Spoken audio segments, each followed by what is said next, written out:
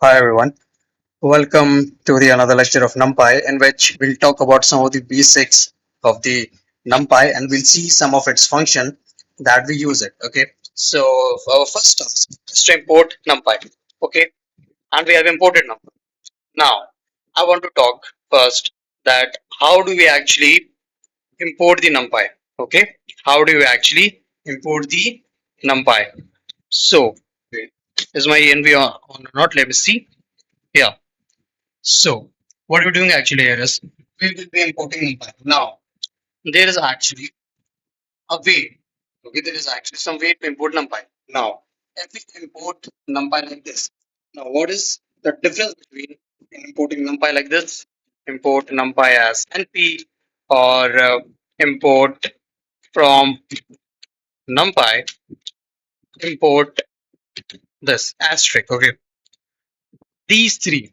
Okay, these three have different uses in our whole code. Okay, let's first of all talk about this. What how we use it if we import NumPy like this. Okay, so what happens actually is that there are a lot of functions and classes inside the NumPy which has been pre-written actually to use it. Okay, now what it will do that if we want to access all the function, suppose that there is a function called array. Okay, in the NumPy, if we want to access the array, then what we need to do that we need to write the whole NumPy to access it. Okay, we need to write. Wait, let me comment this too. Yeah. So we need to write whole NumPy to access this. Okay, to access this. And so are you getting it? So there is nothing difference between this and this. There is a minor difference is that we can access the function using NumPy here, and we can access the same function using NP.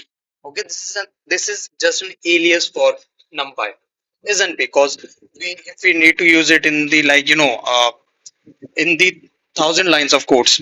Suppose that we are using NP, all the functions that all the computational functions, and we are using NumPy. Then it will be a tedious task for writing it. So what we do actually that for shorting our time and saving our time, what we do actually that we create an alias like NP or whatever you can write. You could say NPY, whatever, but is always taken actually because it is in the syntax or it is in the form that is always has been taken from the from the initial stages. So it has been a actual way to take an alias. If you whenever if someone is taking or making an alias of NumPy, he or she always uses NP because it is genuine all the places. And like suppose if you want to use different, you can, but you can take as NP because it is very common and very suitable for everyone.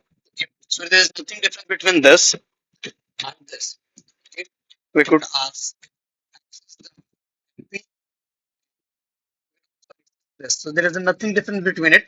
The only difference is that we have an alias cause NP. It does not have any aliases. Okay. So as simple as that, we don't have any difference in both of them. Okay. Now, what this function actually tells, what this line actually says. So this line says from NumPy, okay, from the NumPy library, import import all functions. So if we want to access the array, okay, if we want to access the array function, then we don't even need to write a alias and operator for it. Okay, this is what you call, okay,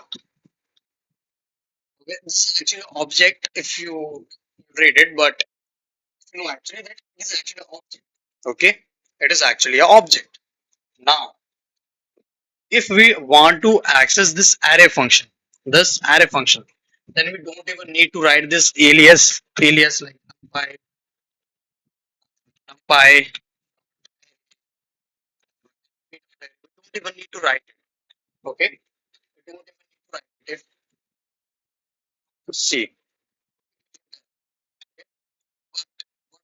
if we use directly array, okay, what we do is we have only imported this function, sorry, this line. We're importing everything from the numpy. These lines are getting error. Okay, but not these. Why? Because we are saying that import all, so we don't even need to use any alias for it. Are you getting it? So this is the difference, but we don't use it oftenly because uh, it can give some trouble in our code because we don't have any idea that is it a numpy function or not. So that's why we mostly use this line, okay, as a bit to figure it out that see now this line is getting error, this line is getting error. Okay, so I getting it what I'm trying to say, what I was trying to say now. So why don't we use it? Because we won't be, like checking it that is it a numpy function or not. Because we can have a function called array. Also, we could make by our own. Okay, we can make a function by our own. So how can we differentiate between it is an from the numpy or some or predefined our own handwritten code? So that's why. So what do we use is that let's clear this all. Let's clear this all. What we'll be doing is that numpy as np. So what we're saying actually that import numpy as np. So we'll be using in the place of numpy as np. Okay. So, so as we have talked that numpy is actually used for all the computational mathematical operations in the Python or any language in which the NumPy is supported, like in the C or whatever, but we are using Python, so we will be coding in it. So let's get started. So suppose that we used to get some lists, okay? In Python, what we used to do, we used to create some list of numbers, okay? 2, 3, 5, 6. So this is a list, okay? This is actually a list, and if you want to print it, then this is our list look likes 2, 3, 5, 6. It is actually a list number, okay? Now, if you see the type of it, if we see wait, if we see the type of it, then it is actually a list. Okay, it is a list. But now, what we're gonna do in the NumPy that we will do, we will convert into array. We will convert into array. Okay. So, and why did we convert it to array? Because that we have more freedom in array to make some computational and mathematical operations with the numbers or whatever data we have. Okay, in the list we cannot have that much because it is a built-in data structure for the Python, but we don't want to that. So what we'll do actually that we will create a variable called data and we will do it as np. Why did we np? Because we imported np here. Okay, np dot array. Now, what this array function does this that it converts our list. It converts our list to array. Okay, into an array. So what we'll do that we'll just pass our list. Okay, we'll just pass our list.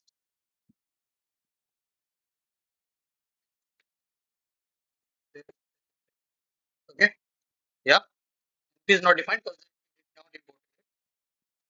There was- but yeah, but so it will convert list into an array. Okay, into an array. Into an array. Okay, so now if we do, okay, if we see the data, what is the data is actually an array. It is actually an array.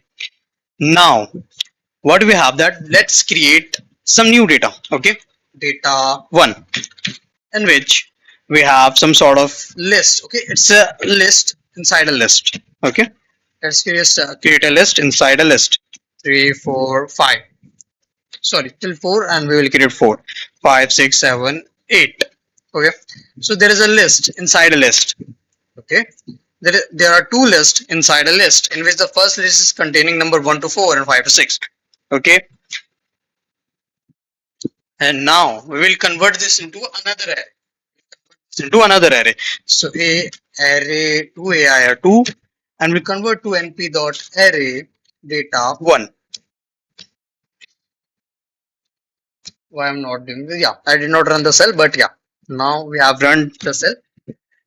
So as we can see that this function, this variable contains the arrayed version of data 1. If we print this, then we could say that we could see that it is an array. Okay, it is an array. Now there are some more functions to shape of the array. The shape is two. What is saying that the shape functions tell us that what is the shape of it, then what is the number of rows, number of rows, okay, number of rows and number of column do we have. Okay, so if you don't know what is the row and column, uh where is this, not chat gpt, yeah. So what we call that, if we have a matrix like this or whatever it is, if we know what the row means, column means, so this is nothing but the row. Okay, the horizontal line is row and the vertical line is the column, and the vertical line, yeah, and the vertical line is a column. So this is a row, this is actually a row, a first row, second row, third row. Yeah, okay, and this is the first column, second column, and the third column. So the vertical lines are the column, and the horizontal lines are the rows. Okay, wait, yeah. So what we got with the shape, that we got the shape of it, that what is the number of row and the column in it. So the ARR2 contain two rows and four columns. As we can see, two rows. Okay, it has two rows and four columns. See, one, two, three, four. It has four columns. Okay. Now we have also a function called ndim, in which it tells us the dimension. Okay, it tells us the dimension of the array. So what is the dimension? That it has two dimension, a row and a column. Okay, first dimension 2D. It is going in it, because it has row and column. It has two dimension. Okay, in dimension that x and y axis and this z axis. If you know, then we can say that in this. Wait, yeah. This is our the x axis and this is our y axis. Wait, yeah. This is our y axis. So this is the two dimensional. Okay, this is two dimensional because we have the x axis and the y axis in this array. Okay, in this array we have two axes. The first is the x-axis, and the second one is y-axis. So we have two dimensions in it. Okay, so that's why we're getting it 2. Now, there are more functions in NumPy. So let's discuss it. So let's suppose we want to create a function. Let's suppose we want to create an array of numbers starting from 1 to whatever number we want. So what we'll do that np.arange. So a is a function which is actually defines the number. Okay, it will actually define the number. Okay, so what we'll do best, there is a code, yeah. So it will create a function from it. It is a range is a kind of a function which creates or gives us a number from 0 to our wanted output. Okay, our wanted output, but which is 10. So from 0, 1, 2, 3, 4, it is the same function like numpy. Okay, like, no, not numpy, it is like the range function in Python. Okay, it is like the range function in the Python, in which it creates from 0, from the 0 to all the numbers. So yeah, this is actually like the range function in the Python. This is, and there are like more functions which we can see here, which are like zeros. Okay, zeros, np dot zeros, np dot zeros, np dot ones, and np dot empty. Okay, np dot empty. So these function, let's know about these functions. What these functions tells us. Okay, so in this function, okay, so in the zero function, in the zero functions, np dot zeros, it will create the function. It will create the array which only contain that array that contain only zeros. Okay, so if you're giving it an number of 10, oh sorry 5, it will given an array of length of 5. Okay, but with all the value containing 0, all the value containing 0, but you could write whatever value you want. 10, sorry, 10, it will give us the 10 value, but it whole will contain only 0, only 0. Now we have, if you want to shape, know its shape, because we haven't stored in any value, so this shape. So it is 10. Okay, and it is reasonable because we have only passed 10. So we could see and that dimension of it, it will come and only one dimension because wait, why yeah, and dim, this, which is n dimensions. Okay, so it will only give us two. Okay, no one. Okay, so we could use two more functions in it. Now we have more uh, functions like our np dot ones. Okay, it creates nothing but ones. Okay, it will like the zero function. Okay, zero function. It creates. It gives an array with containing zero. It gives us only one.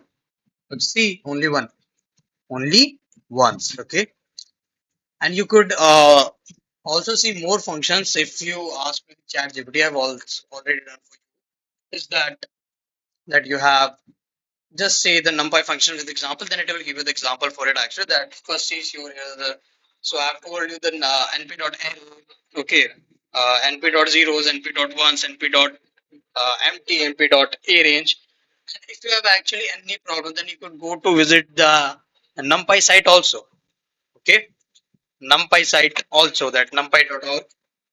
Okay, you could visit that site also to get your everything got cleared. Okay, so there are a lot of functions that you could see with the use of ChatGPT because it will save your time also. And I will actually explain to you, but you should do it by your own actually to see that how things works.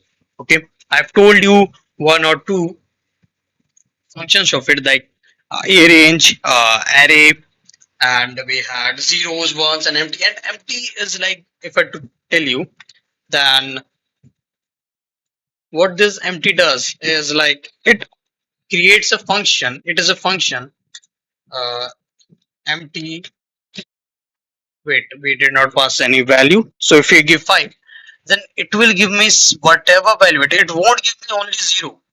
Okay, it won't give me only 0, but it will give me more than 0. It will give me more than 0 if we create 5 4. See, we could.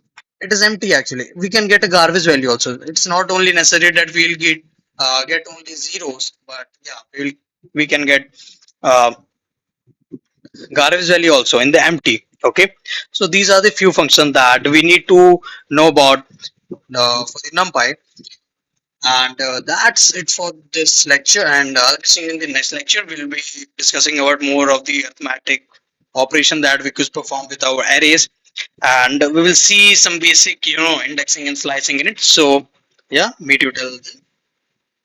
Okay, bye. Okay, thanks for watching this and giving a valuable time. Okay, bye bye.